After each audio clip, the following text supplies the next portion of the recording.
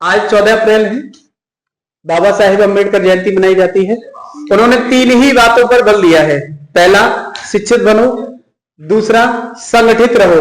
तीसरा, शक्तिशाली बनिए। आप शिक्षित हैं तो आप आगे बढ़ के जाएंगे, कोई रोक नहीं सकता।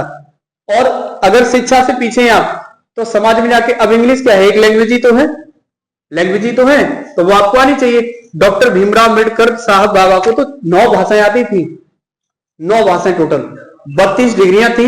थोड़ा मैं एक्सप्लेन कर दूं। बहन जी 1 मिनट के लिए बैठ जाइए प्लीज आप। हाँ, डॉक्टर भीमराव अम्बेडकर साहब का जन्म 14 अप्रैल 1891 में हुआ था। उनकी माताजी का नाम था भीमाबाई और पिता का नाम था रामजी मालोजी सकपाल। अब ध्यान देना 1 मिनट के लिए, बहुत इंटरेस्टिंग बात है, प्लीज समझ लेना। माता का नाम भीमाबाई था, पिता का नाम रामजी मालोजी सकपाल था। तो जब इन्होंने पढ़ाई वगैरह स्टार्ट की शुरुआत में, तो प्रॉब्लम क्या थी कि उस समय पर छुआछूत की बीमारी थी, भारत देश में आज भी है, उस समय पर तो बहुत थी। 1891 की बात है, शायद आज से 135 या 140 के समथिंग साल गुजर चुके हैं। उस समय पर इन्होंने फेस किया था कि जैसे किसी भी विद्यालय में पढ़ने के लिए जाना है तो एडमिशन नहीं मिलता था छोटी जातियों को। उसके पीछे रीजन यही था, छुआछूत की बीमारी थी। अच्छा, दूसरी बात क्या थी, जब इन्हें एडमिशन मिल जाता था तो स्कूल की क्या दशा थी, वहां पर शिक्षक वगैरह थे, उनकी भी क्या दशा थी। 1 मिनट में सुनने का प्रयास करेंगे। जैसे अब वो महार जाति थे आते थे, तो वहां पर ना हाई कास्ट के लोग पढ़ते थे, तो उनको छुआछूत की बीमारी से दूर रखने के लिए इन्हें क्लास से बाहर बैठा दिया जाता था पढ़ने के लिए, कि आप क्लास से बाहर रह के पढ़िए, अंदर एंट्री नहीं मिलेगी। जिस जग से या मग्गा से ये पानी पी लेते थे ना स्कूल में, वो वहां के ऐसा रवैया था, शिक्षकों का भी कोई पानी नहीं पीता था। अच्छा, जहां पर बच्चे खेलते थे, हर बच्चे का मन होता है खेलने का, जहां पर ये खेलते थे ना, तो जैसे ही खेलने जाते वहां पर सभी बच्चे दूर हट जाते कि नहीं ये दूसरी जाति का है, हम अछूत माने जाएंगे। तो उस समय ये दशा थी जब इनका ये जन्म हुआ था। तो एक बार शाम को जब ये बैठे थे अपने पिता के साथ डिस्कस कर रहे थे कि पिताजी मेरे साथ व्यवहार बहुत गंदा होता है विद्यालय में, हम नहीं जाएंगे पढ़ने। तो इनके पिताजी ने एक ही बात कही थी कि बेटा यही तो बदलना है, तुम्हें पढ़ लिख कर यही बदलना है। तो इस बात को समझते हुए इन्होंने समाज में सबसे पहले शिक्षित होना जरूरी है, वही मैंने अभी बात स्टार्टिंग में बताई थी कि शिक्षित बनिए। तो इन्होंने शिक्षा में लंदन अमेरिका और जर्मनी, इन देशों में जाके पढ़ाई की। वहां पर कोलंबिया, एक कोलंबिया शहर पड़ता है अमेरिका में, वहां से इन्होंने पीएचडी की डिग्री हासिल की थी।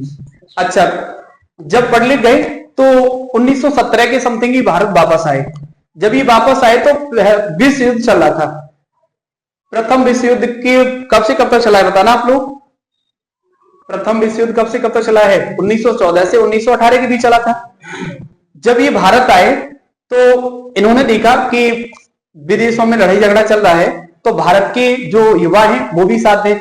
जब भारत के युवा इन्होंने कहा कि आप भी साथ दीजिए, जैसे उस समय भारत में भी ब्रिटिश राज था, अंग्रेजों का शासनकाल था, तो उन्होंने कहा अगर आप इनके साथ रहेंगे तो हो सकता है अंग्रेज जाके आगे कुछ तुम्हारा फायदा कर दें, शायद देश में जो उन्होंने रूल्स वगैरह बनाए थे, एक्ट वगैरह बनाए थे, उनको हटा दें। लेकिन ऐसा नहीं हुआ, उल्टा हुआ। अच्छा, उसके बाद संविधान की जनक, निर्माता, जननी और फादर सब कहे जाते हैं यही। यानी संविधान की जनक कौन है? डॉक्टर भीमराव अम्बेडकर। अच्छा, थोड़े अब संक्षेप में चलेंगे क्योंकि इनकी बहुत सारी डिटेल हैं, तो वो सब चीजें नहीं आ पाएंगी इतनी जल्दी। अच्छा, उसके बाद प्रथम गोलमेज सम्मेलन इन्होंने किसके साथ मिलकर किया था? 1932 में गांधी जी और डॉक्टर भीमराव अम्बेडकर। अच्छा, थोड़ी नाम की चर्चा करते हैं। इनका जो नाम बना है वो कैसे बना है? भीमाबाई इनकी माता का नाम था, तो माता का नाम पहले जुड़ा है। अच्छा, उसके बाद भीमराव, राव इनके पिता का नाम है, रामजी मालोजी सकपाल इनके पिता का नाम है। तो भीमराव, राव इनके पिता का नाम है, भीम इनकी माता का नाम है। अम्बेडकर किसने जोड़ा है? इनके गुरु थे, ब्राह्मण थे, वो पंडित थे जाति से। उस समय पर एक इनके गुरु थे उन्होंने देखा था कि ये पढ़ने लिखने वाला बच्चा है, बहुत अच्छा है, तेज है, आगे समाज में जाके ये जाएगा, तो छोटी जाति को लेकर के हो सकता है कि फ्यूचर में जाके इसे पढ़ाई से रोका जाए, वंचित किया जाए, तो इनके गुरु ने अपना नाम दे दिया था अम्बेडकर, तभी इनका नाम पड़ा है डॉक्टर भीमराव अम्बेडकर। अच्छा, उसके बाद क्या हुआ? कैबिनेट मिशन का गठन कब हुआ है बताना आप लोग? कैबिनेट मिशन का गठन हुआ है 1946 में, जिसमें 389 टोटल सदस्य थे, 15 महिलाएं थी। अच्छा, उसके बाद भारत के पहले कानून मंत्री भी बने हैं यही। हिंदू कोड बिल भी यही लेके आए थे। हिंदू कोड बिल क्या है? हिंदू कोड बिल है महिलाओं को उनके अधिकार दिलाना, यही हिंदू कोड बिल है। अच्छा, इनके जन्म स्थान के बारे में थोड़ी चर्चा करेंगे। इनका जन्म कहां पर हुआ है? मऊ एक स्थान पड़ता है मध्य प्रदेश में, वहां पर इनका जन्म हुआ है। इनकी दो पत्रिकाओं के नाम कौन कौन से हैं? मूक नायक और बहिष्कृत। मूक नायक क्या है कि ये पढ़े लिखे थे, समझते थे कि जो छोटी जाति से आता है उसको पढ़ने लिखने का मौका नहीं दिया जाता है, तो इन्होंने उस मूक नायक पत्रिका को इसलिए निकाला था ताकि जो पत्रिकाएं हैं, जो अखबार हैं, समाज में पहुंचे और इनके विचारों को पढ़े कि ये समाज में कुछ करना चाहता है, सुधार लाना चाहता है। मूक नायक पत्रिका इन्होंने इसलिए लाई। दूसरी बहिष्कृत पत्रिका क्यों लेके आए? ताकि जो रवैया था लोगों का छोटी जाति के प्रति उसको बदलें, अगर उसको नहीं बदलेंगे तो उसका बहिष्कार किया जाएगा।